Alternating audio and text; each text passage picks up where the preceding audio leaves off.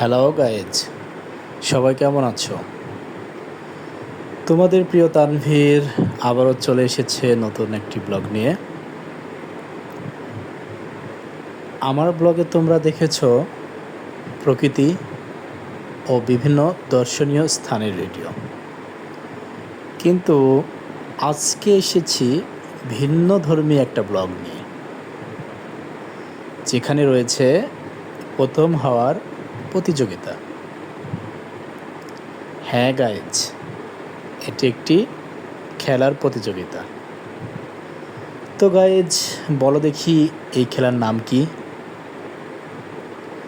আর কারা কারা এই খেলা আগে দেখেছ কমেন্টসে কিন্তু অবশ্যই জানাবে। এটি একটি স্কুলের বার্ষিক ক্রীড়া প্রতিযোগিতা। এই খেলার নাম বেলুন ফাটানো। সবাই কিন্তু খেয়াল করে দেখো, সবার হাতে কিন্তু একটি করে বেলুন আছে। যার বেলুন ফুটে যাবে সে আউট, মানে খেলা থেকে বাদ। যে টিকে যাবে সে বিজয়ী। আমাদের দেশে এই খেলাটি বেশ জনপ্রিয়।